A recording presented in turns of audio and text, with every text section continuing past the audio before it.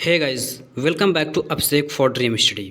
आज के दिन मैं आप सभी को जो HWD-IS पीसेस जो कि फ्री हॉस्टल मिलते हैं, फ्री में रहना खाना है, उसके लिए जो प्रवेश परीक्षा होने वाली है, यानी भागीदारी भवन की जो परीक्षा होने वाली है, उसमें आखिरकार प्रश्न में क्या क्या पूछा जाएगा उसके बारे में मैं बताने जा रहा हूं। और साथ ही मैं ये भी बताऊंगा कि आखिरकार जो ये पेपर है, ये हम पेपर कैसे हल कर सकते हैं, कैसे आसानी से हम कर सकते हैं। साथ ही साथ पिछली बार जो पेपर हुआ था उस बार से और इस बार में अंतर क्या आया है, तो मैं बता दूं बहुत ही महत्वपूर्ण अंतर आया है। तो अंत तक बने रहेगा। प्लीज़ हमारे वीडियो को लाइक कर दीजिए। मैंने इसकी कई सीरीज पर वीडियो डाली लेकिन लाइक नहीं करते हैं।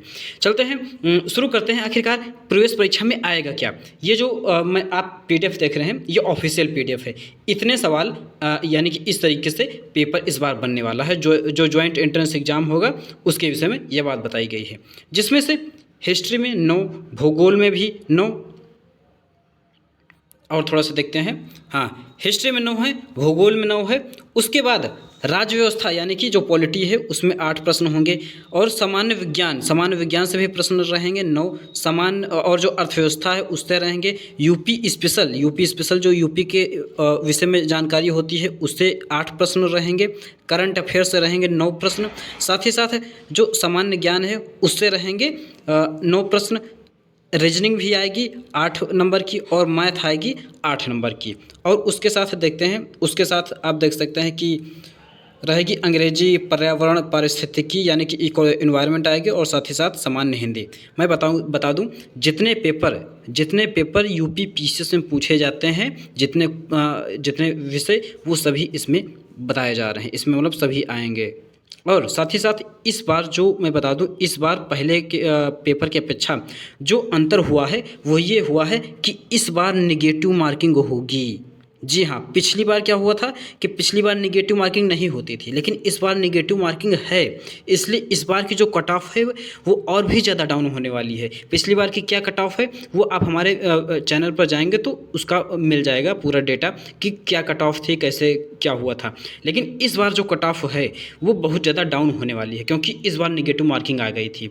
जो पिछली बार का जो मिनिमम कट ऑफ गई थी वो करीब गई थी 54-55 के आसपास भागीदारी भवन की गई थी। लेकिन इस बार जो कट ऑफ है वो मेरे हिसाब से 40 के आसपास रहने, 40 से 45 के बीच में रहने की संभावना है। ठीक, आप पेपर देखेंगे तो पेपर वास्तव में टफ होता है, इतना आसान नहीं होता कि आप ऐसे तुरंत निकाल देंगे। ठीक, तो उसके लिए आप क्या पढ़ेंगे आखिरकार, उसके पढ़ने के लिए मैं बता दूं सबसे महत्वपूर्ण जो है वो है घटना चक्र।